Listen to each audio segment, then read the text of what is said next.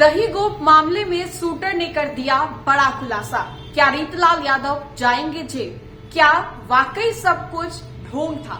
नमस्कार, आप देख रहे हैं देशवा न्यूज। आपके साथ मैं हूं राजनंदिनी। छावनी परिषद के उपाध्यक्ष दही गोप हत्याकांड मामला उर्फ गोरख हत्याकांड, इसको लेकर के धीरे धीरे ही सही लेकिन एक एक पन्ना अब खोला जा रहा है। आपको बता दें तो दही गोप की हत्या 21 दिसंबर वर्ष 2024 में हुई थी, लेकिन अब इसको लेकर के पुलिस ने अब तक 5 लोगों को गिरफ्तार कर लिया है। कुल 5 लोगों की गिरफ्तारी हो गई है, लेकिन अब इसको लेकर के हर एक पहलू की जांच की जा रही है। आपको बता दें तो इस मामले में सबसे पहले तो राहुल जनरेटर उर्फ राहुल गुप्ता को गिरफ्तार किया गया। अब इसको लेकर के आपको बता दें तो इस मामले में सबसे पहले पुलिस ने अंकित गुप्ता और अंकित राजपूत को गिरफ्तार किया। उसके बाद आपको बता दें तो पुलिस ने राहुल जनरेटर उर्फ राहुल गुप्ता को गिरफ्तार किया।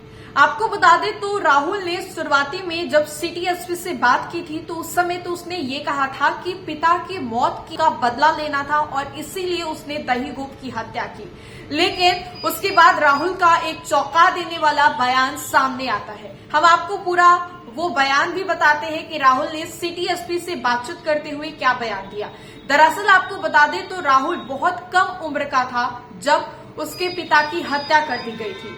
राहुल जब महज 5 वर्षों का ही था तभी उसके पिता की हत्या कर दी गई थी और उस समय उसे कुछ समझ में नहीं आ रहा था कि वो क्या करे।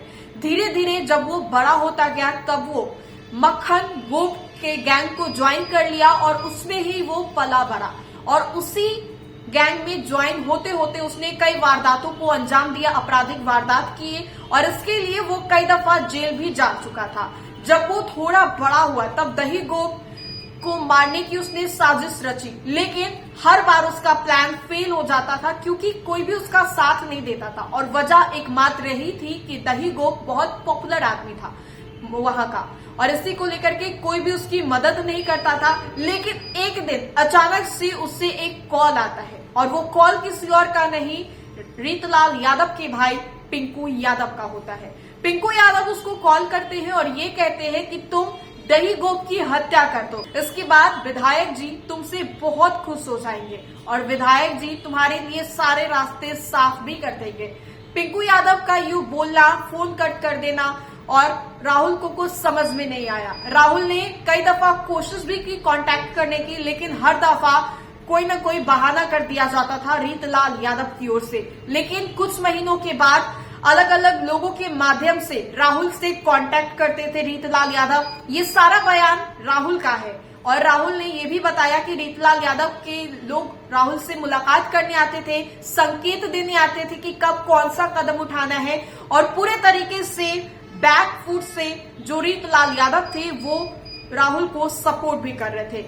और इसी को लेकर के आपको बता दें तो एक दिन वो आया, तारीख थी 21 दिसंबर, रात का समय था जब श्राद्ध के कार्यक्रम में राहुल जनरेटर ने दही गोप पर गोलियों की बौछार कर दी। लेकिन उसी गोलियों की बौछार में एक निर्दोष भी मारा गया जिसका नाम था गोरख राय और इसीलिए दही गोप हत्याकांड उर्फ गोरख राय हत्याकांड इस पूरे मामले का नाम दिया गया। लेकिन रीतलाल यादव को लेकर के चौंका देने वाला बयान सामने आया है, जिसमें कि रीतलाल यादव को लेकर के राहुल ने ये बयान दे दिया कि रीतलाल यादव बैक फुट से उसको सपोर्ट कर रहे थे। रीतलाल यादव वही है जिनको दही गोप का बेहद करीबी भी बताया जाता था। दही गोप के श्राद्ध के कार्यक्रम में भी गए थे, दही गोप के अंतिम यात्रा में भी शामिल हुए थे और इतना ही नहीं, दही गोप के शव को रीतलाल यादव ने कंधा भी दिया था। सिर्फ दही गोप नहीं, रामकृपाल यादव भी थे और साथ ही साथ जदयू के अध्यक्ष भी थे। लेकिन रीतलाल यादव को लेकर के जो बातें कही जा रही थी कि बेहद करीबी थे, आखिर सब कुछ क्या ढोंग था? राहुल ने बड़ा खुलासा किया है और ऐसे में अब सवाल किया जा रहा है कि क्या रीतलाल यादव को भी गिरफ्तार किया जा सकता है। पुलिस हर एक कड़ी की तहकीकात कर रही है, हर एक कड़ी की जड़ तक जाकर जांच भी करेगी, लेकिन ये देखने वाली बात होगी कि क्या रीतलाल यादव की गिरफ्तारी होती है। रीतलाल यादव जिसको अपना भाई बताते थे, क्या रीतलाल यादव ने पीछे से उसके ही कंधे पर खंजर घोंपने का काम किया? फिलहाल के लिए इस अपडेट्स में इतना ही, हम दोबारा जुड़ेंगे। धन्यवाद।